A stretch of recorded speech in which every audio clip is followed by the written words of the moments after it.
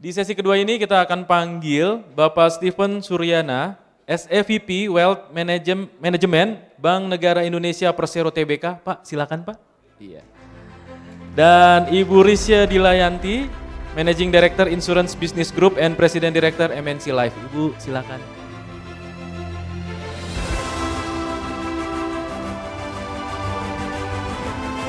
Iya. Nah, kita akan banyak diskusi nih. Tadi sama Pak Purbaya kita sudah banyak diskusi juga ya, kurang lebih ada gambaran lah sedikit tentang bagaimana sebenarnya Gen Z bisa mengelola keuangan termasuk berinvestasi dengan cerdas yang memahami teknik secara dasar atau fundamental tadi gitu ya. Nah, ini kita akan ngobrol-ngobrol lagi ya dengan Pak Stephen. Pak Stephen, ini banyak banget Pak pertanyaannya nih di saya nih Pak. Iya, Pak. Sebenarnya kita mau nanya sih Pak.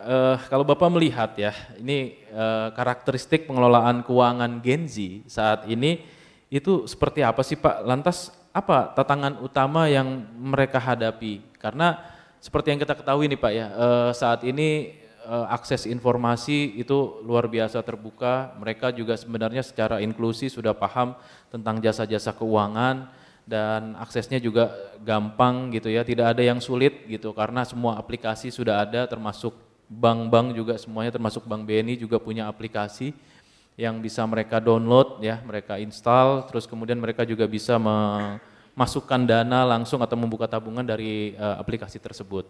Nah, yang menurut Bapak sendiri tantangan utamanya apa sih Pak dari kondisi yang sekarang yang sebenarnya sudah baik nih Pak gitu? Oke, terima kasih Mas Andre. Ya. Oke, selamat sore. Assalamualaikum warahmatullahi wabarakatuh. Waalaikumsalam. Salam sejahtera untuk kita semua. Perkenalkan, saya Stephen Suryana, SEVP untuk Wealth Management di BNI. Ya, jadi mungkin sedikit background juga ya. Jadi sebelum di BNI, saya berkarir banyak di bank asing ya. Jadi pernah di Citibank, pernah di HSBC, pernah di Standard Chartered Bank ya, dan sekarang di BNI. Dan kalau tanya kok di BNI gitu ya, oh BNI itu sekarang juga kita sangat serius untuk mengembangkan bisnis wealth management. Nah tentu yang menarik itu bagaimana kami di BNI juga bisa memberikan solusi buat adik-adik sekalian gitu ya, para Gen Z ya, yang tadi dibilang Gen Z itu secara literasi sudah baik ya, bahkan kalau kita lihat juga data dari OJK, sekitar 70% dari Gen Z itu sudah melek mengenai finansial. Itu angka yang persentase yang tinggi kalau kita bandingkan dengan mungkin di segmen yang usianya di atas Gen Z gitu ya. Nah kalau dilihat mungkin challenge-nya itu adalah pertama tadi memang tadi Mas Andri sudah sebutkan ya, banyak ya pengetahuan sudah ada gitu ya. Terus juga kalau dari sisi pengenalan terhadap digital juga sangat baik gitu. Nah mungkin kalau kita lihat challenge-nya itu adalah Gen Z ini mungkin yang tadi saya juga menyampaikan mengutip tadi yang dikatakan oleh Pak Purbaya ya. Secara fundamentalnya nanti perlu diperkuat gitu ya. Karena Gen Z ini biasanya cari knowledge-nya yang cepet-cepet nih, yang instan gitu kan, tek. Nah tapi tetap kita harus mengerti mengenai basic-basic. Kalau kita berinvestasi, kita mesti mengerti basic-basic berinvestasi juga gitu ya. Jadi dan hal yang lain juga yang saya juga perhatikan daripada Gen Z ini, biasanya Gen Z itu takutnya FOMO ya, fear of missing out gitu ya. Jadi takut ketinggalan. Nah ketinggalan ya, tapi nanti dikompensasi dengan ya udah kalau teman saya ikut ambil masuk ke dalam produk ini, saya juga mesti ikut tanpa kita melakukan PR kita untuk mempelajari gitu. Itu yang jadi perhatian ya. Yang kedua juga, nah Gen Z itu tadi yang semuanya mau serba instan gitu ya. Nah ini juga mungkin perlu balik lagi nanti kalau kita bicara basic berinvestasi, investasi itu untuk dari sisi skemanya itu ya, maksudnya dari sisi time horizonnya itu lebih panjang ya. Jadi kalau misalnya tadi kenapa tabungan tetap masih penting gitu ya, bahkan Pak Purbaya juga masih punya tabungan, saya juga masih punya tabungan gitu ya. karena tabungan ada kepentingannya juga. Kepentingannya itu adalah untuk kebutuhan jangka pendeknya kita. Jadi kalau mungkin kategori dana emergency itu adanya di tabungan yang sewaktu-waktu kita butuh dananya kita bisa cairkan tanpa ada kerugian. Ya kalau kita berinvestasi, ya kalau misalnya lagi masuk ke dalam saham, sahamnya volatile gitu ya. Kalau saat ini saya butuh, saya bisa tarik gak? Mungkin bisa tarik, tapi waduh kok harganya turunnya banyak banget gitu ya. Nah itu adalah kegunaan dari sisi tabungan. Jadi buat mungkin teman-teman ya dari saya untuk yang perlu diperhatikan dari sisi untuk para Gen Z ya tetap lakukan PR kalian kalau mau berinvestasi ya dan jangan hanya mengikuti tren tanpa mengerti profil investasi dari diri kalian sendiri. Mungkin itu tambahannya. Oke, mantap sekali. Yang pasti tetap harus butuh tabungan ya, Pak? Tabungan, tapi saya setuju yang tadi Pak Purbaya bilang ya, persentasenya itu mungkin bukan berarti dana kita itu semua di tabungan. Dan ini mungkin ini sesuatu yang saya mesti sampaikan juga ya, karena dulu saya ada data-data ya mungkin sudah agak lama, tetapi saya rasa nggak terlalu banyak berbeda ya, mungkin sekitar 10-20 tahun yang lalu. Di Indonesia itu memang solusi untuk tabungan deposito itu masih cukup besar gitu ya. Jadi ada yang bilang oke, kalau saya untuk dana jangka pendek taruhnya di tabungan. Untuk pendidikan anak ini taruhnya juga tabungan atau deposito gitu ya. Padahal tadi misalnya untuk pendidikan anak, untuk nanti pensiun masih ada waktu yang jangka panjang. Jadi kita bisa sesuaikan sebetulnya dengan profil dan kebutuhan kebutuhan kita. Jadi kalau kita masih punya waktu yang panjang, sebetulnya kita bisa taruh ke dalam produk-produk yang bisa memberikan return yang lebih tinggi, tetapi memang resikonya lebih tinggi. Ya, karena kalau jangka waktunya panjang, harusnya kita bisa melewati tadi cycle untuk naik turun, tapi memberikan return yang lebih tinggi. Mungkin itu. Iya, ini menarik nih Pak. Tapi saya mau beralih dulu nih ke Ibu Risya. Bu, ini kan ada perbedaan antara asuransi dan investasi ya Bu ya.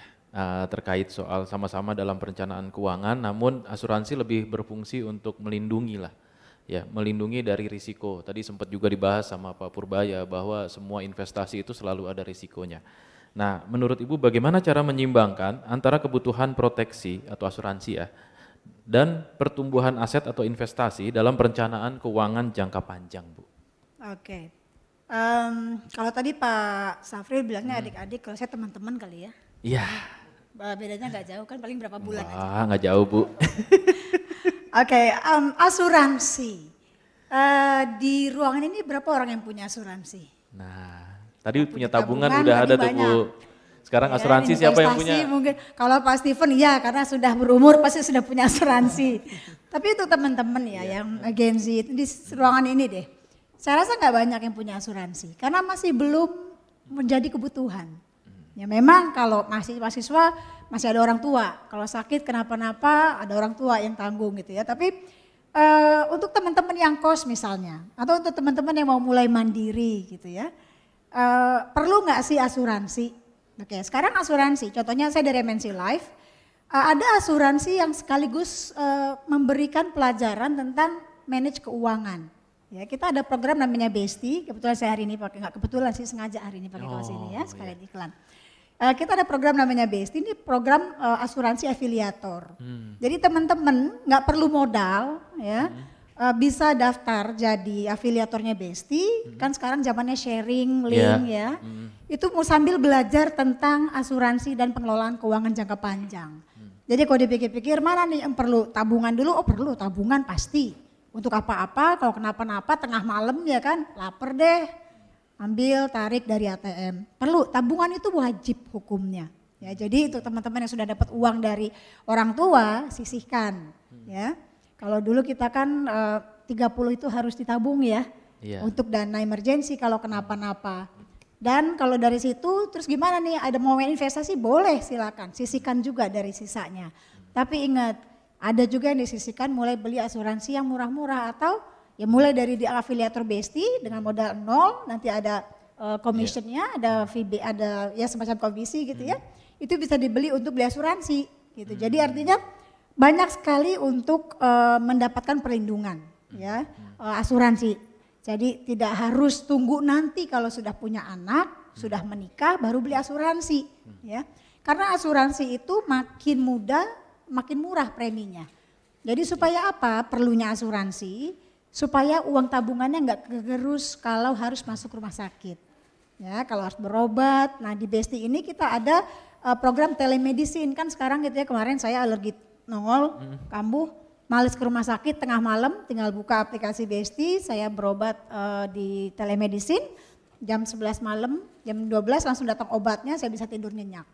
Jadi segampang itu sebenarnya ya, hanya dengan premi mulai 50 ribuan sebulan bisa dapetin perlindungan asuransi kalau kenapa-napa, amit-amit malam-malam harus nggak enak badan, bisa pakai telemedicine-nya. Kalau harus masuk rawat inap, ada santunan perharinya. Jadi kita juga harus menjaga tidak hanya keuangan tapi juga kondisi fisik kita yang pasti ya.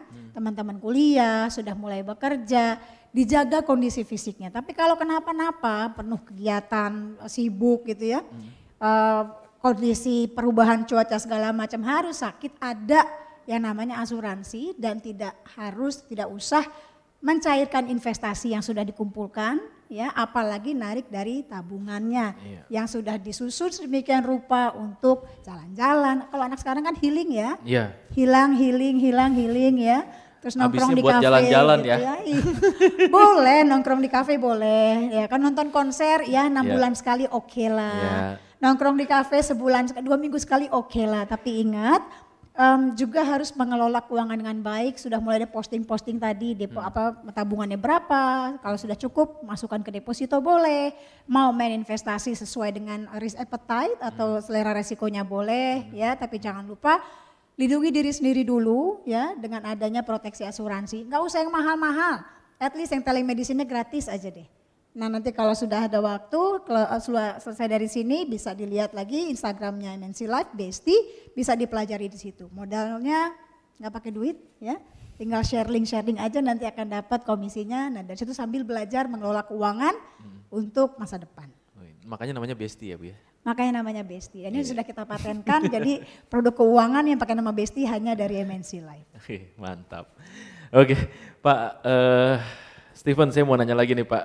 Balik lagi ke Bapak ya, kan ada instrumen investasi nih banyak sekali gitu ya, yang paling cocok untuk Gen Z dan mempunyai modal yang terbatas di awal dan toleransinya rendah, toleransi resikonya rendah tuh apa Pak kira-kira Pak? Oke, terima kasih Pak Antri. Jadi mungkin instrumen investasi apa nih yang cocok buat para Gen Z yang mau mulai Pak? Baru mulai berinvestasi ya. Sekarang ini pilihannya cukup banyak ya. Dan mungkin juga kalau kita bicara dari sisi wealth management ya. Jadi wealth management itu adalah suatu divisi ya, atau suatu unit di dalam satu bank, di mana kita itu mengelola segmen nasabah itu nasabah yang mungkin lebih nasabah premiumnya lah. Kalau di BNI itu kita ada segmen nasabah Emerald maupun nasabah private banking. Dan kita juga memiliki produk-produk. Nah produk-produknya ini adalah bukan hanya produk yang dimiliki oleh bank. Ya jadi nanti berarti kalau bukannya produk bank nggak masuk yang tadi Pak Purbaya bilang ya, tidak dijamin gitu. Makanya kita teman-teman harus mengerti dari sisi resiko berinvestasi. Nah seiring dengan perkembangan waktu ya, kalau kita lihat ini sekarang produk-produk wealth management ini nggak bisa dibilang identik hanya dengan segmen tadi nasabah prioritas. Kenapa? Karena dengan digitalisasi kita bisa menawarkan produk-produk ini dengan amount yang jauh-jauh lebih kecil. Ya, jadi kalau ditanya produk apa yang cocok ya? Kalau untuk tadi Pak Andri sempat tanya ya, tabungan yang di atas 1 juta ya, 1 juta gitu ya. Nah sekarang pertanyaannya, aduh kalau tabungan saya itu masih di bawah 1 juta, saya bisa berinvestasi gak? Nah, kalau dulu susah, saya bisa bilang dulu susah gitu ya. Kalau sekarang produk reksadana itu kita bisa tawarkan dan bisa diberi secara online lewat mobile banking. Ya, jadi buat rekan-rekan semua nih ya yang belum punya aplikasi mobile apps-nya BNI ya, kita punya Wonder ya, Wonder by BNI ya, Wonder by BNI. Tolong nanti bisa di-download ya, Wonder tapi E-nya hilang jadi Wonder gitu ya. Itu teman-teman bisa nanti bertransaksi, investasi, sebetulnya juga membeli produk-produk perbankan, semua bisa dilakukan secara digital ya. Dan kalau untuk produk reksadana itu kita bisa mulai dari 100.000, bahkan tahun ini untuk reksadana pasar uang itu saya diupdate oleh tim saya, Pak sekarang bisa 10.000. Saya bilang, 10.000? Wah ini secara biayanya nanti gimana? Enggak Pak, ini kan lewat digital aja. Oh iya betul juga ya. Jadi karena bisa lewat digital, tadi teman-teman itu kalau misalnya mau menyisihkan ya di reksadana pasar uang dengan risiko yang paling rendah, bisa dimulai dengan nilai yang dengan minimum 10.000. Nah itu jadi sangat-sangat bisa diakses ya. Dan produk reksadana itu banyak ya pilihannya ya rekan-rekan semua. Ada reksadana yang tadi yang pasar uang yang resikonya paling rendah, ada reksadana pendapatan tetap yang masuknya ke dalam obligasi yang jangka waktunya lebih panjang, bisa juga ada reksadana saham atau campuran, ya kalau reksadana saham berarti masuk ke dalam saham-saham gitu ya. Benefitnya apa?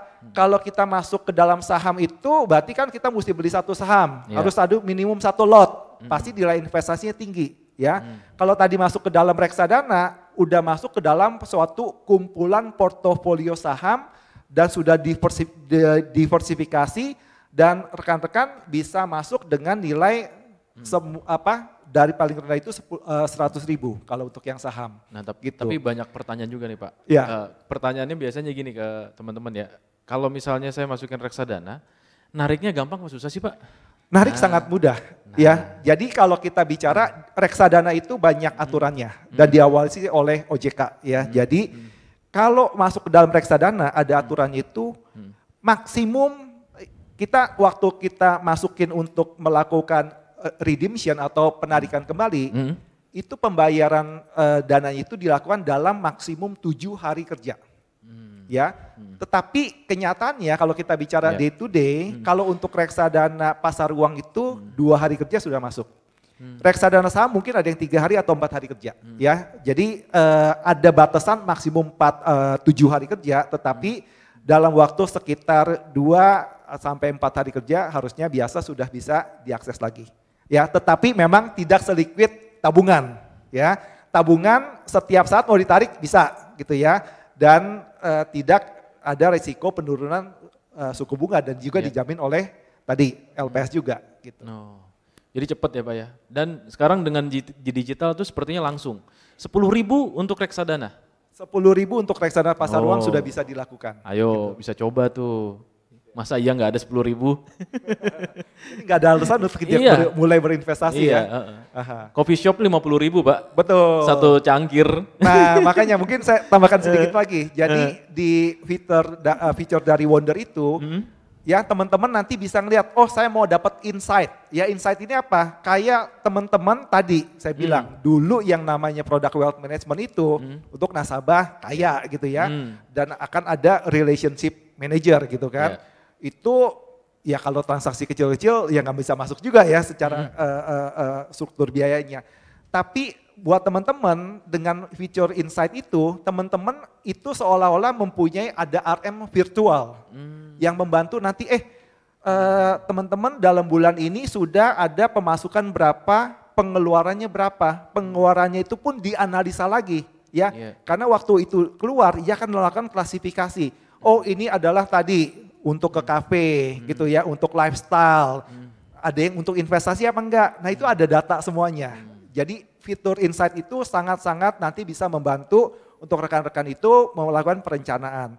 Terus ada fitur untuk lakukan transaksi, mau lakukan nanti transaksi lewat QRIS, mau lakukan transaksi transfer gitu kan, lewat BI Fast gitu, semua bisa dilakukan. Dan juga ada kategori untuk grow. Nah grow ini adalah tadi, dengan produk-produk investasi atau deposito dan yang lainnya. Oh enak udah punya asisten sendiri berarti ya rasanya ya. Pak Betul. ya? Wah luar biasa. Ini dari perbankan udah, nah saya kembali lagi nih ke Bu Risya nih Bu. Ada strategi atau tips cerdas nggak sih untuk mengalokasikan dana untuk asuransi? Bagi Gen Z Bu terutama. Yang pasti duitnya ada dulu. Ya, Ya kan? itu ada. Baru bisa mengalokasikan posting-postingannya Betul. nih ya. Ikut Besti dulu ya Bu, supaya Iya. dapat. Bisa dari orang tua kalau masih kuliah biasanya Iya. ya tungguin uang bulanan gitu kan ya atau uang jajan. Iya. Atau ya tadi dengan afiliator Besti tadi bisa Iya. cari duit loh. Nah, Ah. gimana sih trik-triknya? Yang penting disiplin. Disiplin, kebetulan saya juga melakukan disiplin itu dari Iya. kecil sampai sekarang. Jadi begitu duit masuk berapapun itu tarik buat tabungan dulu. Gitu karena kita nggak akan pernah tahu ya sekaligus buat liburan, buat nanti gitu Iya. kan, buat beli tiket atau nonton konser gitu, tabungan dulu tuh. Dari tabungan itu sebenarnya dipilah-pilah lagi nih, mana yang nanti buat jalan-jalan, mana yang buat traktir-traktir teman, mana yang ke salon, itu sudah ada pos-posnya lagi. Gitu. Jadi nanti makin besar income-nya, makin besar posting-postingannya juga gitu. Nah setelah itu habis dari tabungan, asuransi. Kenapa asuransi? Karena supaya uang tabungannya nggak dikutak-atik. Jadi uang jalan-jalannya tuh tetap ada. Ya, at least tadi tuh bisa telemedicine-nya gratis, ya kan? Hanya dengan 50.000 sebulan, 50 ribuan aja beli Besti, telemedicine-nya itu bisa gratis obatnya sampai 200.000, 300.000 kita nggak usah bayar lagi. Gitu, semuanya sudah di cover oleh Besti. Nah setelah dari situ ada postingan selanjutnya investasi tadi yang Pak Steven bilang, mau masuk ke pasar uang, mau masuk ke pasar modal, saham yang lebih berfluktuasi itu juga ada postingan-postingannya. Disesuaikan lagi kira-kira risiko kita di mana nih ya. Jadi semuanya itu tetap satu, ya memang harus ada uangnya dulu ya, baik dari uang tabungan dari orang tua ya, uang bulanan ataupun sudah mulai ada pendapatan sampingan, atau yang kedua ya mulai cari lagi ya. Nah kalau sudah mulai ada income bulanan itu sudah mulai harus lebih strict lagi. Hilang-hilingnya mulai dikurangin lah ya, karena jangka panjang masa depan itu sudah lebih pasti ya, persiapan buat menikah nanti, sudah menikah persiapan punya anak gitu. Jadi kuncinya adalah disiplin. Nah, disiplin kuncinya ya. Bagaimana kemudian mengatur keuangan setiap harinya. Nah kebanyakan memang kan karena sekarang serba gampang ya Pak Bu ya. Jadi anak-anak atau rekan-rekan kita nih dari mahasiswa juga kadang-kadang sering bermain media sosial, terus kemudian ngelihat gaya hidup orang lain juga di media sosial, terus kemudian pengen yang tadi Pak Steven bilang FOMO, ya kan. Terus kemudian sekarang juga terbuka akses tuh banyak banget ya e-commerce, terus Tapi jangan pinjol ya. Nah itu. Jangan ya, nah. itu diharamkan, jangan Ini Bu, pernah Bu saya belum melirik. nanya Bu, Ibu udah jawab. Oh, udah jawab. Silakan Bu, silakan Bu. Itu Oke. gimana? Ya mungkin nanti Pak Steven juga bisa menambahkan Iya, nanti Pak Steven ya, boleh kita nambahkan. di industri keuangan ini kita sangat mengharamkan pinjol tersebut ya, karena bunganya luar biasa besar dan memang gampang banget dapatnya betul.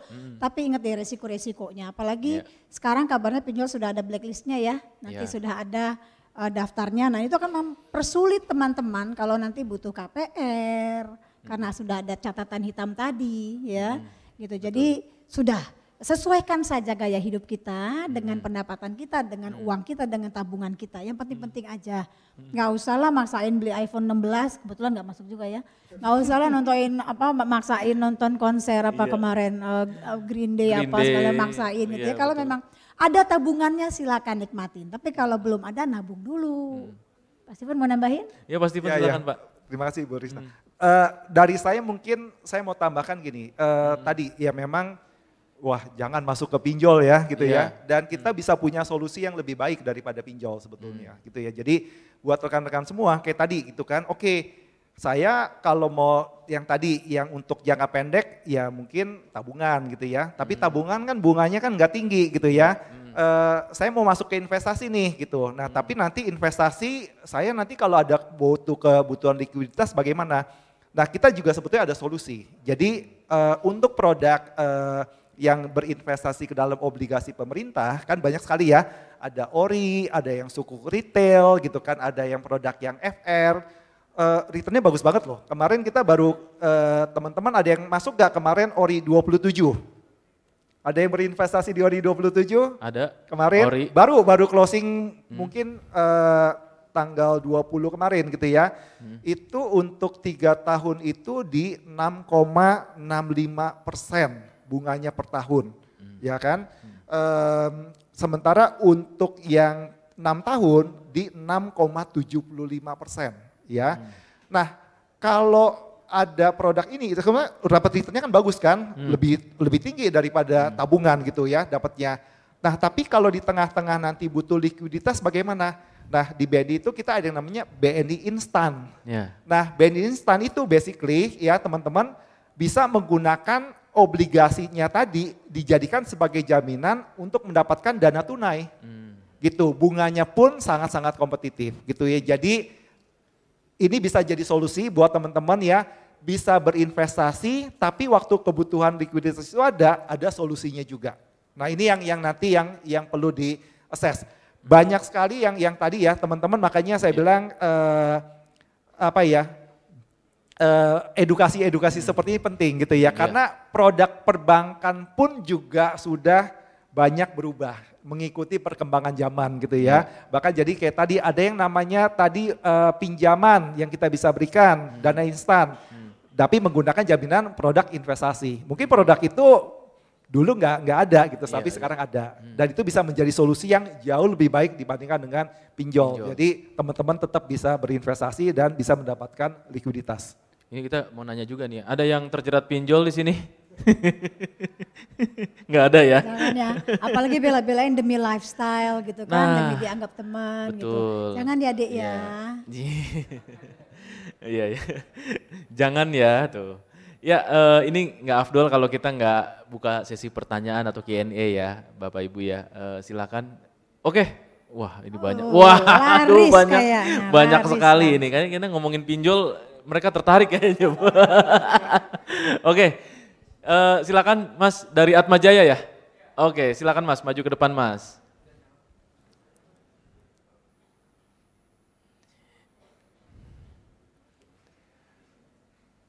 Ya. Perkenalkan diri dulu Mas. Sebelumnya perkenalkan nama saya Mulia Kristiansen Wilbert. Saya dari Unika Atma Jaya Jakarta. Mungkin saya ada 2 pertanyaan ya. Pertama tuh aku mau nanya, ada nggak sih, saya player saham, saya udah 2 tahun di financial market, sekaligus juga di cryptocurrency juga. Saya mau nanya nih, sekarang nih IHSG sekarang itu koreksi 2,5% di 6.500 net. Saya mau nanya, ada nggak sih korelasi foreign atau asing itu jualan dengan IDR to USD kita yang melemah terus, ada nggak sih? Kedua, mungkin ada nggak sih hubungannya sama Dinantara yang setahu saya setelah dia itu diresmikan, tiba-tiba bukan tiba-tiba sih, IHSG itu ambruk parah banget. Ya itu, sekian dan terima kasih. Applause dulu pertanyaannya. Ini ditujukan untuk dua-duanya ya. Iya, Pak Steven. Ya, terima kasih. Tadi siapa namanya? Hansen. Ya, terima kasih ya Mas Hansen. Jadi ya, ada 2 tuh Pak pertanyaannya. Ya, kalau ditanya tadi pertanyaan pertama mengenai koreksi ya, koreksi. di IHSG, apakah ada dari asing gitu ya. Kalau ada korelasi pasti ada korelasinya. Dan kalau kita lihat juga memang dana asing itu di tahun ini, di awal tahun ini kan memang lebih banyak outflow ya. Jadi ada beberapa sentimen mungkin yang negatif gitu ya, mempengaruhi dari saham ya, which is sebetulnya kita juga balik lagi tadi saya ingat Pak Purbaya juga bilang gitu kan, market ini juga banyak sekali kan faktor yang menentukan pergerakan harga saham gitu ya, termasuk juga ada dari investor asing juga gitu ya, dan jangan nanti kita juga mengikuti, makanya kita perlu tahu juga basic berinvestasi dan juga trennya gitu. Sebetulnya kalau kita lihat juga koreksi ini bisa dibilang juga ada opportunity ya, karena secara fundamental mungkin tadi kalau tanya, terus harga saham perbankan juga banyak turun gitu ya, ya kita melihatnya secara perbankan kita terus melakukan banyak transformasi. Kalau dilihat juga laba dari bank-bank besar di Indonesia termasuk BNI itu setiap tahun itu kita terus meningkat gitu ya, dengan kondisi yang lebih baik ya. pergerakan harga saham di terutama harga saham perbankan gitu ya. Terus tadi mungkin ada gak hubungannya dengan Danantara gitu ya. Ya tadi mungkin ada beberapa sentimen gitu ya. Dan ini sebetulnya bisa dilihat juga sebagai opportunity ya, kalau untuk bisa, oh ini sebetulnya kalau saya mau jangka panjang dengan kondisi keuangan juga yang baik, dan saya juga masih optimis ya dengan perkembangan saham perbankan di Indonesia maupun juga saham secara keseluruhan, ini adalah suatu kesempatan yang bagus untuk teman-teman melakukan akumulasi. Ya, akumulasi itu yang mulai nyicil ya. Dan selain tadi ya, mungkin kalau masuk ke dalam saham langsung itu butuh dana yang besar dan nanti itu akan sangat spesifik kan. Kenapa nggak coba juga misalnya masuk ke dalam reksadana saham. Nah, reksadana saham itu pun juga nanti kalau teman-teman misalnya, saya lagi maunya itu ke segmen yang infrastruktur, bisa gitu kan.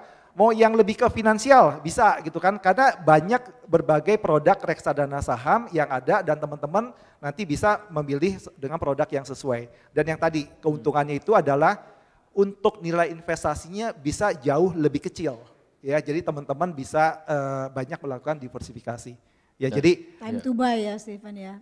Time to buy itu bisa dikonsider untuk teman-teman untuk mulai mengakumulasi untuk jangka panjang gitu ya. Tapi tetap juga saya sarankan untuk lakukan diversifikasi gitu ya. Ini yang mungkin ini yang penting ya, yang jangan taruh semua telur dalam satu keranjang itu. Very basic investment principle, tetapi itu yang harus selalu kita ingat juga tuh. Gitu. Jangan kelewat, kita nggak semua di all out gitu, diselonin gitu kan, satu produk gitu. Kita maunya ada diversifikasi. Iya, tapi kalau anak muda biasanya nekat Pak, jadi all out. Menang-menang, kalah-kalah belakangan, yang penting all out ya. Tapi harus ada hitung-hitungan ya berarti ya Pak ya. Oke. Nah boleh ada lagi penanyanya? Oke. Siapa? Yang di depan. Yang di depan ini? Nah Mbak silakan Mbak. Ini dari tadi ini udah mencatat pertanyaannya. Nah, di sini silakan Mbak. Nama sama kampus mana boleh? Perkenalkan, nama saya Ayu Aulia Rahayu Iya. dari Universitas Islam Bandung. Namanya Mbak? Tadi nggak? Ayu Aulia Rahayu. Ayu Aulia. Oke. Untuk pertanyaannya, kan tadi menurut Bapak di Wonder BNI itu ada fitur reksadana ya. Apakah akan ada perkembangan lain untuk fitur lain gitu? Membuat fitur lain selain reksadana? Oke, terima kasih. Oke, terima kasih Ayu. Satu pertanyaan aja? Boleh tambah nggak? Boleh dong. Selain itu, tadi kan ada macam-macam investasi juga. Ya. Apakah ada yang lebih cocok lagi untuk generasi Z sekarang ini? Terima kasih. Oke, terima kasih. Terima kasih Mbak Ayu. Jadi kalau tanya produk, nggak apa-apa bisa duduk juga. Silakan duduk lagi Mbak. Jadi kalau feature pasti kita kembangkan terus. Ya jadi kita ini baru luncurkan Wonder by BNI itu waktu HUT BNI ke 78 tahun lalu gitu ya. Jadi di bulan Juli ya. Dan sekarang itu terus dikembangkan. Ya kalau kita bicara produk investasinya sekarang bisa masuk ke dalam berbagai produk reksadana gitu ya. Dan juga kita juga ada IPO ya, biasa kalau nanti ada IPO untuk SBN ya, SBN retail atau obligasi pemerintah yang retail, itu nanti kita selalu berpartisipasi gitu ya. Dan kita juga tadi ada mengembangkan feature juga untuk kayak nanti untuk placement tabungan, deposito ya, dan juga program-program itu kita bisa lakukan secara online ya. Dan nanti perkembangan tadi yang saya bilang, kita mempunyai fasilitas untuk BNI instan gitu ya. Sekarang itu BNI instannya belum bisa langsung online gitu ya. Harus nanti datang ke cabangnya BNI.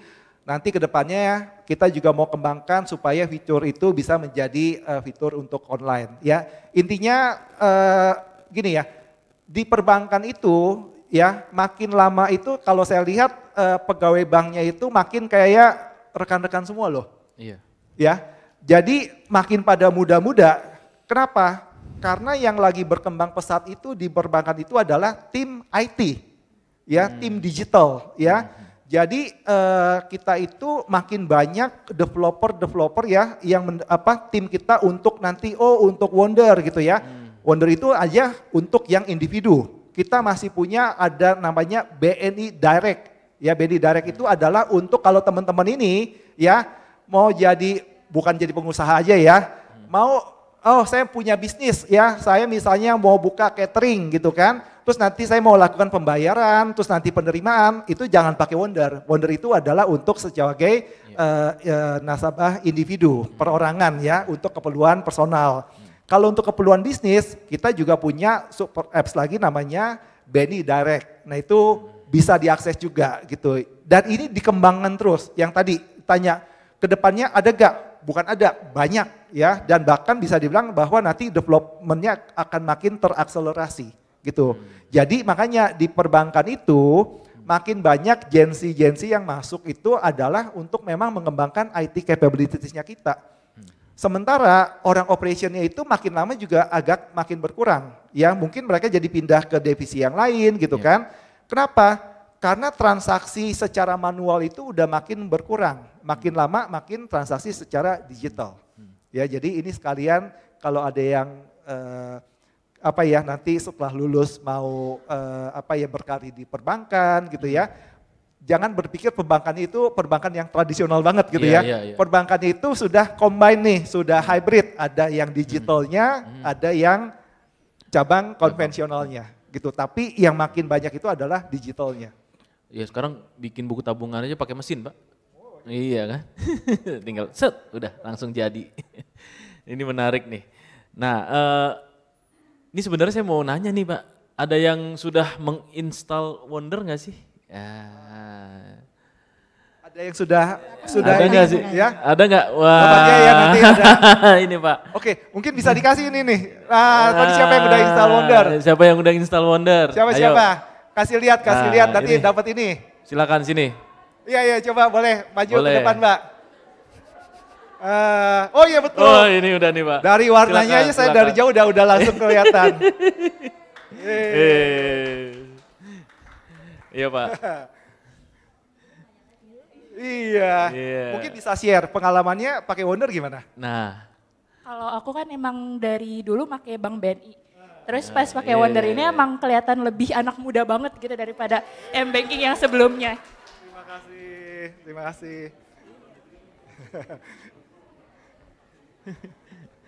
Luar biasa, berarti udah ada yang pakai Pak? Udah banyak ya, tapi maunya lebih banyak lagi. Maunya lebih banyak, maunya lebih banyak lagi. Sering bikin ini, event-event seperti ini berarti ya Steven ya. Dan yang pasti sebenarnya aplikasinya sudah di-download tapi kadang-kadang bingung makanya Pak. Tapi tadi penjelasan Bapak lebih jelas tuh, bahwa ada guidance untuk coba pakai investasi itu dalam satu aplikasi kan Pak? Nah itu, udah coba pakai itunya belum Mbak? Ya, untuk investasi di Wonder? Belum kan tuh Pak? Belum nanti Pak. Coba fitur untuk investasinya ya. Bisa di situ ya? Biasanya cuma buat ini Pak, kiris. Bayar.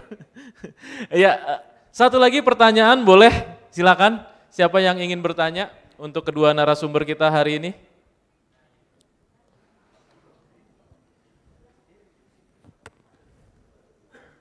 Ada? Tadi, mana tadi? Mas yang tadi? Silakan Mas. Iya, ayo maju sini. Iya.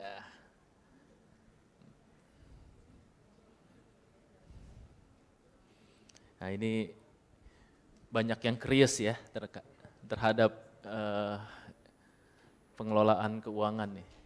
Dari mana namanya Mas? Oke, saya Surya dari Universitas Islam Negeri Sunan Gunung Jati, UIN. Iya, UIN. Saya mau nanya, kebetulan tadi ada studi kasus ya, dia belum investasi. Ya. Nah, saya mau nanya, gimana caranya, terutama kan karena Gen Z pengennya yang simple-simple, langsung lah gitu, bahkan yang all out. Ya. Nah gimana caranya biar kita semua yang para Gen Z sadar gitu, untuk berinvestasi dan juga cara ngelola keuangan yang benar gitu sih. Iya. Ada lagi satu aja? Itu aja cukup. Oke, siap. Itu ada goodie bag-nya. Ya, silakan. Ini mungkin bisa dijawab Bapak sama Ibu ya. Bagaimana sebenarnya? Oke, gimana caranya pintar mengelola keuangan ya. Tadi sebenarnya udah dibahas ya, tipis-tipis. Sebenarnya paling gampang itu kan sekarang belajar lewat Instagram sama TikTok ya. Sekarang belajarnya kayaknya enggak di kelas, tapi kayaknya di Instagram lebih banyak. Karena banyak banget kita dapat ilmunya dari Instagram ya, di-share apapun itu. Dari mulai lingkungan alam lah, terus politik, pemerintahan. Bahkan program-program pemerintah itu di-share-nya lewat sosial media. Nah, perbanyaklah baca, pelajari, pahami tentang literasi keuangan, tentang bagaimana mengelola keuangan. Banyak sekali orang-orang pintar yang mau membagikan ilmunya di Instagram itu kan ya. Nah, pelajari dari situ. Satu persatu. Spesifik atau khususnya tentang asuransi, apabila teman-teman yang tertarik ya, bertanya sebanyak-banyaknya ya, sebelum beli, sebelum menentukan bertanya, pastikan jelas, pastikan paham. Kalau belum paham jangan beli, jangan bayar. Ya, jadi tugas kami dari industri adalah untuk memberikan penjelasan sedalam-dalamnya supaya calon nasabah paham dulu apa yang dibeli. Jadi supaya nggak ada kekecewaan di nantinya, di belakangnya, oh ternyata begini, ternyata begitu. Karena memang pemahamannya itu tingkat pemahamannya masih belum maksimal ya, masih di dasar-dasarnya aja ataunya di permukaan gitu. Jadi teman-teman kita di sini tahu semua Instagram itu, TikTok ya, itu sekarang jadi TV-nya kita lah ya. Kita belajar dapat informasi segala macam dari situ. Nah, pelajari sebanyak-banyaknya, tadi yang sudah kita bahas, disiplin ya. Banyak sekali informasi-informasi bagaimana cara mengelola keuangan. Kalau dari saya balik lagi tentang disiplin tadi itu. Kalau belum punya uang masih minta sama orang tua, banyak sekali untuk cari duit sampingan ya dengan tanpa modal. Tadi salah satunya afiliator Besti sambil belajar mengelola keuangan untuk masa depan. Nah, selanjutnya dari situ tabungannya sudah mulai banyak, dipakai buat healing, jangan lupa ditabung lewat investasi juga. Iya. Pak Steven mau nambahkan? Tadi Bu Risya udah sampaikan ya, mungkin dari saya tambahannya itu adalah memang mesti kayak sesi-sesi ini kan juga termasuk sesi edukasi juga gitu ya. Jadi tolong kalau ada kesempatan bisa dimanfaatkan gitu ya. Tapi saya mengerti ini juga tugas juga kita di perbankan untuk bisa melakukan lebih banyak lagi edukasi ya. Dan jangan sedih ya teman-teman ya kalau aduh kok saya belum gitu mengerti ya. Tadi saya share ke Bu Risya, saya bilang Bu saya kasih lihat yang tadi ada kegiatan. Jadi kita sendiri pun melakukan edukasi terhadap staff sendiri. Ya jadi kita ada sekarang ini lagi ada financial bazaar khusus untuk staffnya BNI. Gitu internal ya. Itu Pak ya? Internal, kita lakukan di hari ini hari yang ketiga dari hari Jumat ya. Di Geraha BNI yang di Sudirman, terus kemarin itu di Menara BNI yang di Slipi dan hari ini di Plaza BNI yang di BSD. Ya kita mengundang banyak sekali yang datang gitu ya, berapa ratus orang staf kita itu datang dan kita lakukan financial literacy gitu ya. Jadi ada booth dari yang tentang asuransi, dari aset manajemen, dari sekuritas gitu kan, dari produk-produk kita sendiri, dari kartu kredit. Intinya itu adalah kita tahu kok ya, kita nggak bisa bilang oh harus berinvestasi ya, terus nggak boleh traveling, nggak bisa juga gitu ya. Tapi traveling kita juga nanti ada tim dari kartu kredit kita dan ternyata ada program-program yang menarik loh gitu ya. Jadi kalaupun jalan-jalan juga istilahnya mau healing tapi sudah itu jadi pusing gitu kan, aduh dibayarnya gimana gitu ya. Ada program-program cicilan segala macam, nah itu ternyata responnya sangat positif gitu ya. Jadi bahkan saya juga bilang dari yang namanya staf perbankan sendiri jangan kita assume semuanya udah jago investasi gitu kan. Mungkin ada tim kita yang setiap hari kerjanya operation gitu kan, ada yang ngerti kerjanya tadi IT gitu kan.